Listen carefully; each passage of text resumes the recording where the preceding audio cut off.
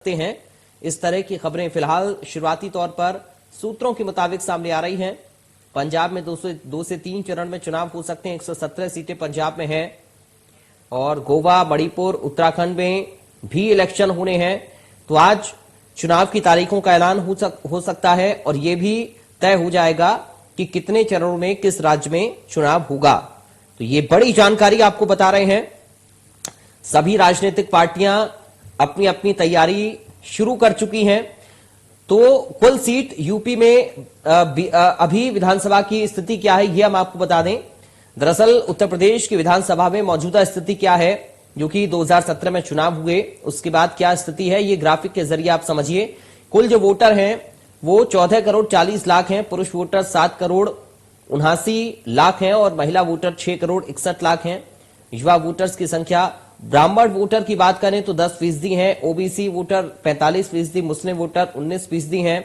पूर्वांचल की तस्वीर समझिए। पूर्वांचल के 6 मंडलों में प्रयागराज से लेकर देवी पाटन तक 2017 का ये हम जिक्र कर रहे हैं। पूर्वांचल में क्या कुछ स्थिति रही। पूर्वांचल में विधानसभा की कुल 165 सीटें आती हैं और आपने देखा किस तरह पूर्वांचल को साधने के लिए खूब पॉलिटिक्स अभी हाल ही के कुछ दिनों में हुई है और सबकी निगाहें पूर्वांचल की तरफ हैं। 2017 में बीजेपी ने यहां पर 115 सीटें जीती थी, यानी कि अच्छा खासा यहां पर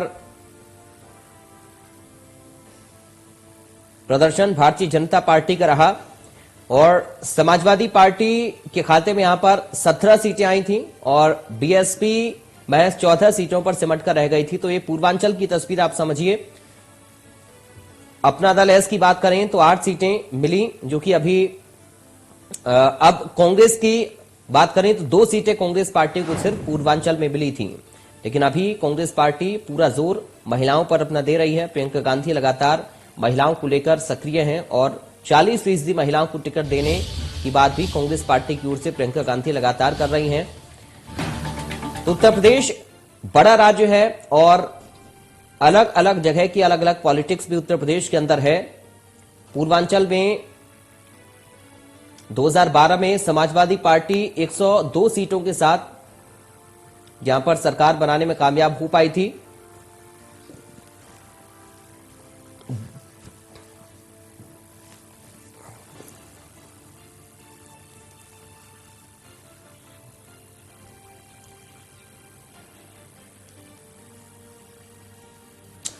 हमारे साथ कुछ संवाददाता लाइव जुड़ गए हैं इस खबर पर, सीधा आपका रुख करेंगे। हमारे साथ गोरखपुर से सुशील जुड़ गए हैं, हमारे साथ मेरठ से सनु जुड़ गए हैं और देहरादून से हमारे साथ हमारे संवाददाता बने हुए हैं।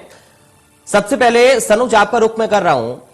कुछ ही देर और बाकी है, अभी 3:30 बजे का समय है इलेक्शन कमीशन की पीसी का। क्या कुछ अपडेट मिल पा रहा है आपको? देखिए, बस कुछ ही देर बाद जो है चुनाव की तारीखों का ऐलान हो सकता है। 5 राज्यों में चुनाव होने हैं, पंजाब, उत्तराखंड, यूपी, मणिपुर और गोवा। और यूपी चूंकि सबसे बड़ा देश का राज्य है तो यहाँ 6 से 8 चरणों में चुनाव हो सकते हैं, जो फिलहाल सूत्रों से जानकारी मिल रही है।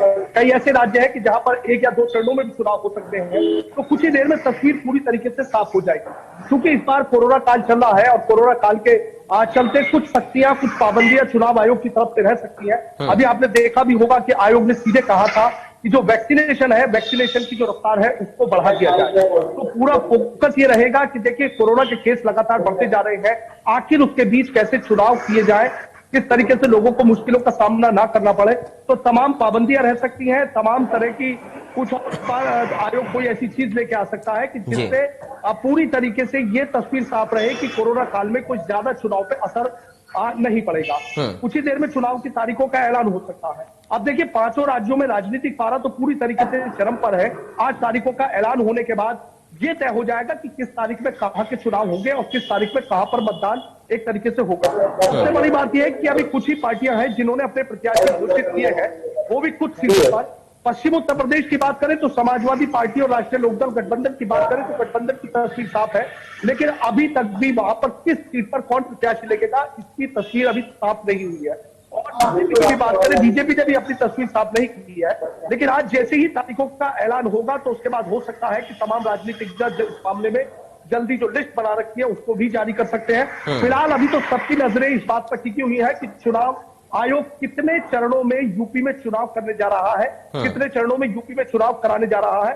फिलहाल सबकी नजरें इस बात पर टिकी हुई हैं और 3:30 बजे के करीब ये विज्ञान भवन में प्रेस कॉन्फ्रेंस होने जा रही है। तो अब देखना ये भी होगा कि क्या पाबंदियां इस बार ऐसी रह सकती है, क्योंकि कोरोना के केस लगातार बढ़ते जा रहे हैं। तो अब ये देखना होगा कि आयोग की इस बार ऐसी क्या पाबंदियां होंगी, क्या सख्तियां होंगी। पूरी तरीके से निष्पक्ष और शांतिपूर्ण चुनाव कराने के लिए आयोग पहले ही कमर कस चुका है। लगातार पुलिस प्रशासनिक अधिकारी बूथों का निरीक्षण कर रहे थे। तो ये तो पूरी तरीके से तय हो गया था कि 1-2 दिन के भीतर ही चुनाव की तारीखों का ऐलान हो सकता है। तो आज कुछ ही देर में चुनाव की तारीखों का ऐलान हो जाएगा। बस सबकी नजरें इस बात पर टिकी है कि देश के सबसे बड़े राज्य यूपी में जो 400 विधानसभा सीटें हैं, कि आखिर यहाँ 6 चरणों में चुनाव होंगे, 7 चरणों में चुनाव होंगे या 8 चरणों में चुनाव होंगे। ठीक है सनुज, आप बने रहिए। देहरादून से रोहित सोनी हमारे साथ जुड़े हुए हैं। रोहित, आपके पास में आ रहा हूं। अभी सूत्रों के मुताबिक खबर यह मिल रही है कि उत्तराखंड में 1 चरण में चुनाव हो सकता है।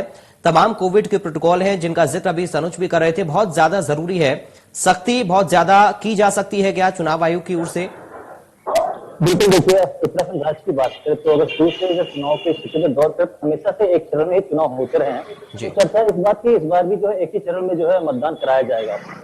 तो अगर हम व्यवस्था और स्थितियों की बात करें तो प्रदेश की स्थिति कुछ काफी खास ठीक नहीं है, क्योंकि इस तरह से लगातार चुनाव के मामले बढ़ते जा रहे हैं। ऐसे में आने वाले समय में चिंताएं और बढ़ सकती है। फिलहाल स्वास्थ्य महकमा और राज्य सरकार लगातार इस बाबत कोशिश कर रही है कि कोरोना संक्रमण को रोकथाम लगाया जाए, क्योंकि वैक्सीनेशन पर विशेष ध्यान दिया जा रहा है। इसी क्रम में मुख्य निर्वाचन कार्यालय की ओर से भी व्यवस्थाएं इस बात मुकम्मल की जा रही हैं कि जो मतदान केंद्र बनाए गए हैं उसको पूरी तरह से कोरोना मुक्त रखने के लेकर के जो सैनिटाइजिंग की व्यवस्था की जाए, जो मतदान करने मतदाता आएंगे उनके लिए ग्लव्स की व्यवस्था किया जाए, इसके अतिरिक्त मास्क का प्रयोग किया जाए, ताकि जो संक्रमण का प्रसार है उसको रोकथाम लगाया जा सके।